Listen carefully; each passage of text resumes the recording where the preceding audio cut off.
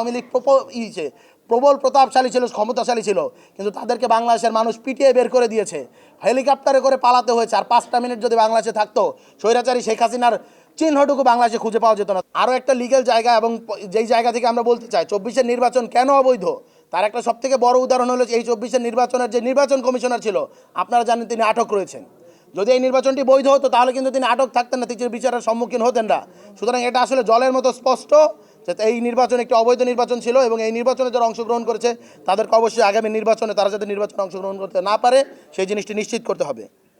সেই সাথে আমরা নির্বাচন কমিশনকে আহ্বান করেছিলাম, আপনাদের যেহেতু একটি স্বাধীন তদন্ত কমিশন গঠনের এখতিয়ার রয়েছে, আপনারা এই তদন্ত কমিটি গঠন করুন। তারা বলেছে যে বৃহত্তর জায়গা থেকে নির্বাচন, যেহেতু একটি কমিশনই গঠন করা হয়েছে, তাই আমরা কমিটি গঠন করতে আপাতত জায়গা থেকে চাচ্ছি না, আমরা কমিশনের রিপোর্টের দিকে তাকিয়ে রয়েছি। তবে আমরা আহ্বান করেছি অবশ্যই আপনাদের কমিটি করতে হবে, কমিশন কমিশনের মতো চলবে, কমিটি কমিটির মতো চলবে। এবং এই ক্ষেত্রে আমরা একটা জিনিস স্পষ্ট করে বলতে চাই, যদি হলো গিয়ে এই ধরনের কমিটি এবং কমিশন রিপোর্টগুলোর দিকে আমরা নজর রাখবো, যদি তালবাহানা করা হয় বাংলাদেশের রাজপথে জবাব দেওয়া হবে। এবং আপাতত লিগ্যাল নোটিশ এটা আসলে প্রাইমারি স্টেপ, আইনের প্রতি শ্রদ্ধাশীল জায়গা থেকে ইনিশিয়াল স্টেপ হিসেবে আমরা এটা দেখছি। অন্যথায় আমরা হলো গিয়ে ভিতরে হাইকোর্টের দিকে কোর্টে যাব, কোর্ট থেকে আমরা আসলে আমাদের যে রায়, আমাদের যে অধিকার সেটি আমরা নিয়ে আসব, এবং রাজপথে আমাদের যে কার্যক্রম সেটি চলমান থাকবে। অ্যান্টি স্লিপার টেকনোলজি ও সফট টেক্সচার টাইল, নরম ঘাসের স্পর্শ, সাপোর্ট গ্রাস ম্যাট, নান্দনিকতার ছোঁয়া।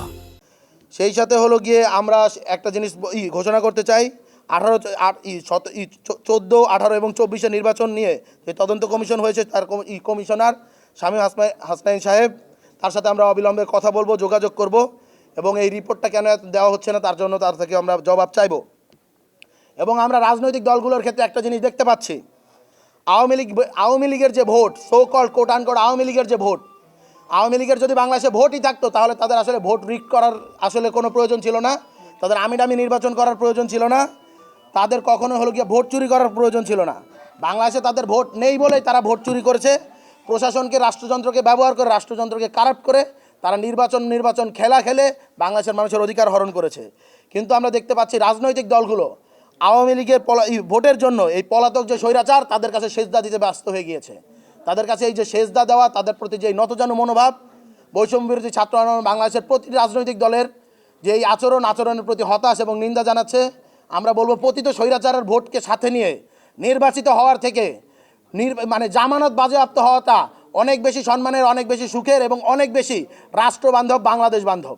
তো আমরা বলতে চাই, আরেকটা হলো গিয়া পতিত স্বৈরাচারের ভোটকে কাজে লাগিয়ে, পতিত স্বৈরাচারের সমর্থন নিয়ে এই নির্বাচন, সেটি আসলে জুলাই আগস্টের যে শহীদ তাদের রক্তের সাথে বেইমানি, এবং এই বেইমানি যারা করবে, আপনারা দেখতে পেয়েছেন আওয়ামী লীগ প্রবল প্রতাপশালী ছিল, ক্ষমতাশালী ছিল, কিন্তু তাদেরকে বাংলাদেশের মানুষ পিটিয়ে বের করে দিয়েছে। হেলিকপ্টারে করে পালাতে হয়েছে। আর 5টা মিনিট যদি বাংলাদেশে থাকতো, স্বৈরাচারী শেখ হাসিনার চিহ্নটুকু বাংলাদেশে খুঁজে পাওয়া যেত না। তাই আমরা সাবধান করে দিতে চাই, সতর্ক করে দিতে চাই, পতিত স্বৈরাচারের ফাঁদে পা দেবেন না। বিভিন্ন ধরনের গোয়েন্দা সংস্থার যেই ধরনের আমরা দেখতে পাচ্ছি যে তৎপরতা বাংলাদেশে বেড়ে গিয়েছে, সেই সম্পর্কে আমরা হুঁশিয়ারি করে দিতে চাই। এবং সেই সাথে আমরা একটা কথা বলতে চাই, বাংলাদেশের যে গণতান্ত্রিক উত্তরণ, সেই গণতান্ত্রিক উত্তরণের পথে যারা বাধা সৃষ্টি করবে তাদেরকে বৈষম্য বিরোধী ছাত্র আন্দোলন এবং বাংলাদেশের ছাত্র জনতা গণশত্রু আকারে চিহ্নিত করবে এবং তাদের বিরুদ্ধে কঠোর প্রতিরোধ গড়ে তুলবে।